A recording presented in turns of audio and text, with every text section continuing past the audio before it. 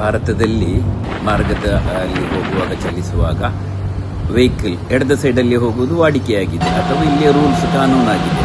ನೋಡಿ, ಬಲದ ಸೈಡಲ್ಲಿ ಹೋಗುವಂತಹ ಕೆಲವು ಪ್ರದೇಶಗಳು ಕೆಲವೊಂದು ಜಾಗಗಳಿದೆ. ಅದು ಕೂಡ ನಮ್ಮ ದಕ್ಷಿಣ ಭಾರತದಲ್ಲಿ ಒಂದು ಕಡೆ ಮಾರ್ಗದಲ್ಲಿ ಏನು ವಾಹನಗಳು ಹೋಗುವಾಗ ಬಲದ ಸೈಡಲ್ಲಿಯೇ ಹೋಗಲಿಕ್ಕೆ ನೋಡಿ, ಇದು ಇಲ್ಲಿ ಕಾಣ್ತಾ ಇರುವಂಥದ್ದು ನಿಮಗೆ ವಿಶೇಷ ಅನಿಸ್ಬೋದು. ನೋಡಿ, ಇದು ಬಲದ ಸೈಡಲ್ಲಿ ಹೋಗ್ತಾ ಇದೆ.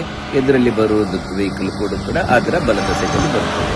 ಇದು ಎಲ್ಲಿ ಅಂದರೆ ನಮ್ಮ ಕರ್ನಾಟಕದ ಚಾಮರಾಜನಗರ ಡಿಸ್ಟ್ರಿಕ್ಟ್ ಏನು ಜಿಲ್ಲೆಗೆ ತಾಗಿಕೊಂಡು ನಮಗೆ ಸತ್ಯಮಂಗಲಂ ಬರ್ತದೆ. ಸತ್ಯಮಂಗಲಂ ಘಾಟಿಯಲ್ಲಿ ಇಳಿಯುವಾಗ ನೋಡಿ, ಅಲ್ಲಿಯ 27 ಹೇರ್ ಪಿನ್ ಟರ್ನ್ಗಳು ಏನು ಆಳವಾದ ಟರ್ನ್ ಆಗಿರುವ ಕಾರಣ ಅಲ್ಲಿ ಟರ್ನಿಂಗ್ ರೇಡಿಯಸ್ ಏನು ದೊಡ್ಡ ವೆಹಿಕಲ್ಗಳಿಗೆ, ಅಲ್ಲಿ 10 ವೀಲ್ ಲಾರಿಗಳಿಗೆ ಆಸ್ಪದವಿಲ್ಲದಿದ್ದರೂ ಕೂಡ 6 ವೀಲ್ನ ದೊಡ್ಡ ವೆಹಿಕಲ್ಗಳಿಗೆ, ಲಾರಿಗಳಿಗೆ, ವಾಹನಗಳಿಗೆ ಟರ್ನಿಂಗ್ ರೇಡಿಯಸ್ ಸಾಲದ ಕಾರಣ ಅಲ್ಲಿ ಸಹಜವಾಗಿ ಬಲದ ಸೈಡಿಗೆ ತಗೊಳ್ಳುವುದು ಅಲ್ಲಿ ವಾಡಿಕೆಯಾಗಿದೆ.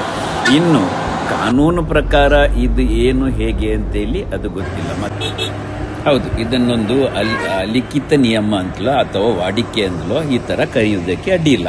ಆದರೆ ಕಾನೂನಿನ ಪ್ರಕಾರ ಏನು ಅಂತ ಹೇಳಿ ಇದನ್ನು ಸರಿಯಾಗಿ ತಿಳಿದುಕೊಳ್ಳುವುದು ಉತ್ತಮ.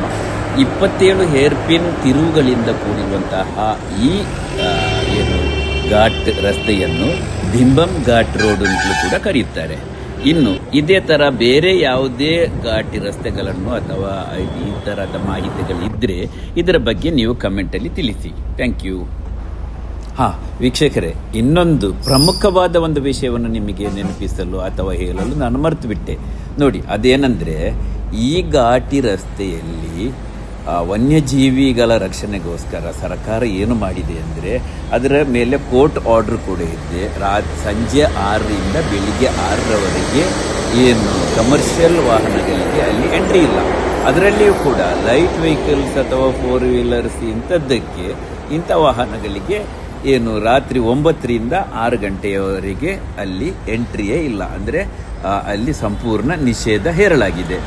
ಆ ಕಡೆ ಸಂಚರಿಸುವಾಗ ಇದನ್ನೊಂದು ತಪ್ಪದೇ ನೆನಪಲ್ಲಿಟ್ಟುಕೊಳ್ಳಿ.